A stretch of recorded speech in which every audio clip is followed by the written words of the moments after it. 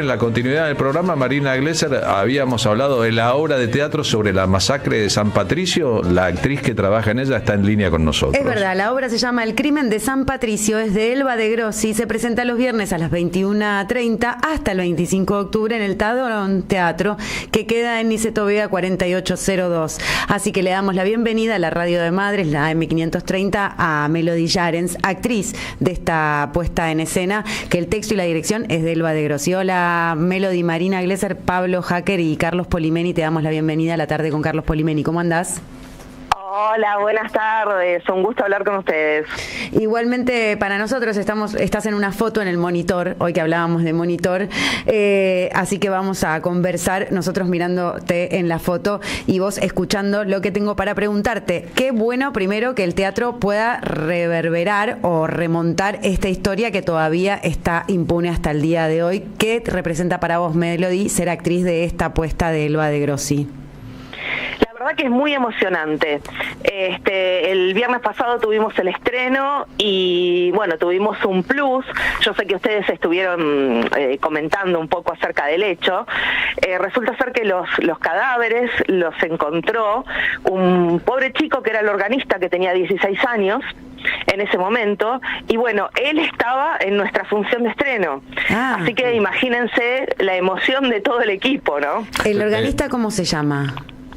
Se llama Rolando Sabino. Rolando Sabino es el que encontró a los cadáveres de los palestinos. Sí, pobre, era el organista de la iglesia y tenía 16 años. La masacre fue de madrugada, esa es la explicación técnica.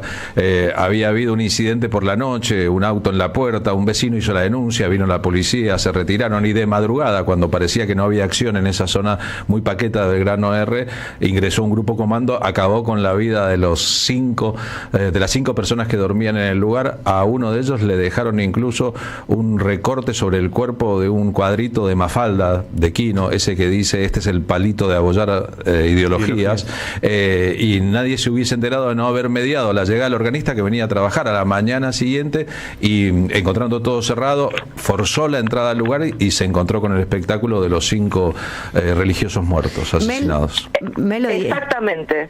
¿Él estuvo presente en la función? Wow, debe haber sido movilizante para él. Muy, o sea, se juntaron todas las emociones, porque era el estreno y además estaba él.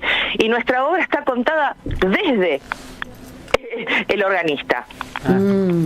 O sea, desde la perspectiva de él. Su mirada. Exactamente. Así que imagínense la emoción de todo el equipo, ¿no? Y de mi compañero Guillermo Flores, que es quien lo interpreta. También actúa Dolores Cano y Julián Pardo.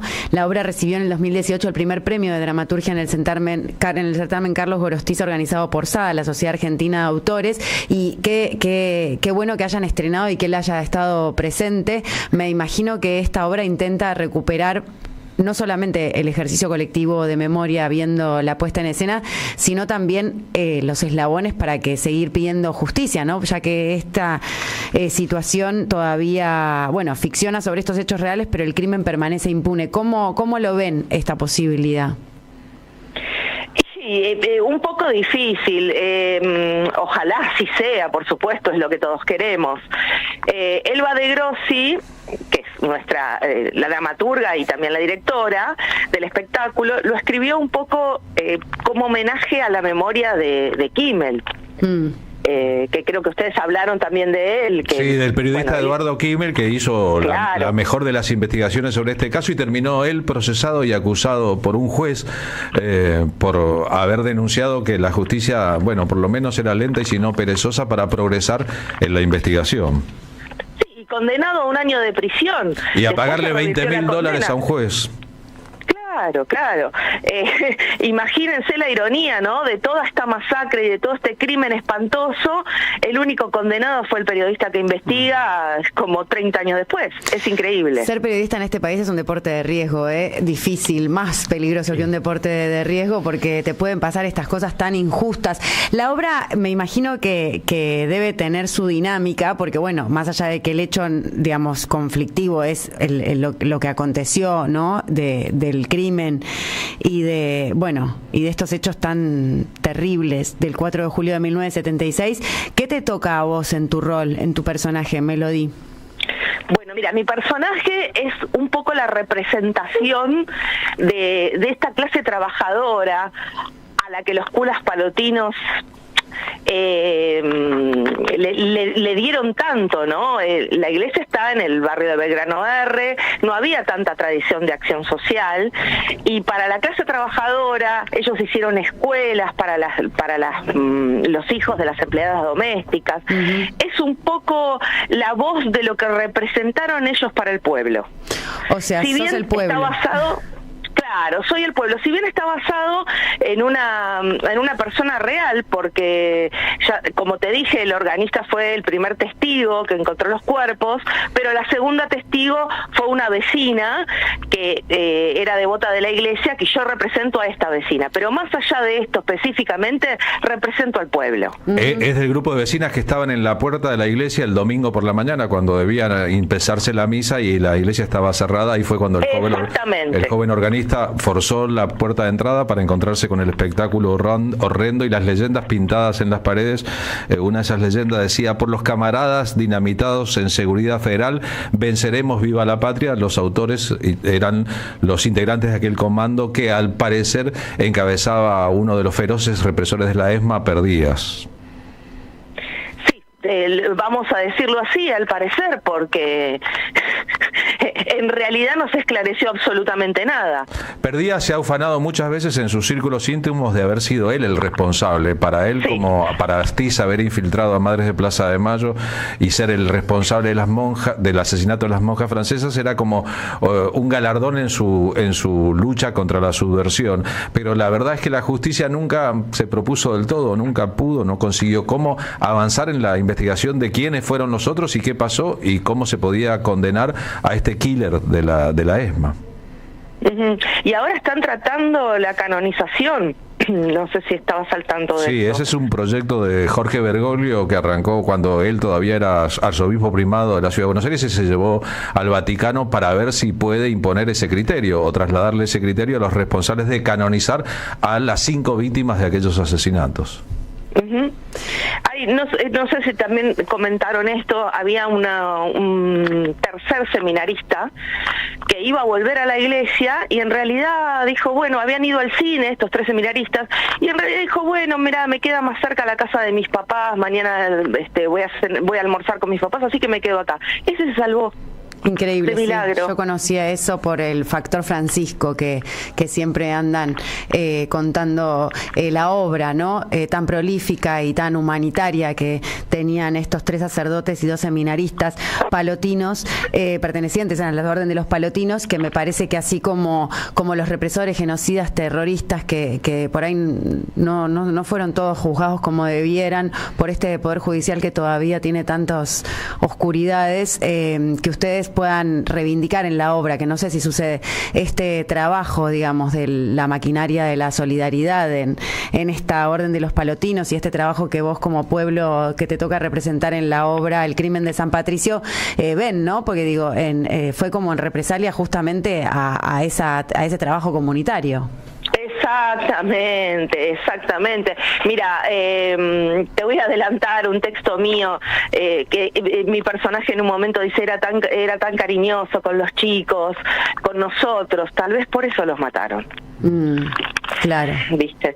El espectáculo también cuenta con la música de Mariano Schneier, que está en vivo y que acompaña muy bien los climas de la obra. El público valoró muchísimo también este recurso dramático. Les cuento que en la sala se sentía hasta las respiraciones del público. Es una obra muy emotiva, que se cuenta con muchísimo respeto, imaginen lo que es para nosotros. Y bueno, esto el público lo percibe, lo vivencia. Estamos muy cerquita de la gente, muy cerquita. Se sentía la sala emocionada. Qué lindo.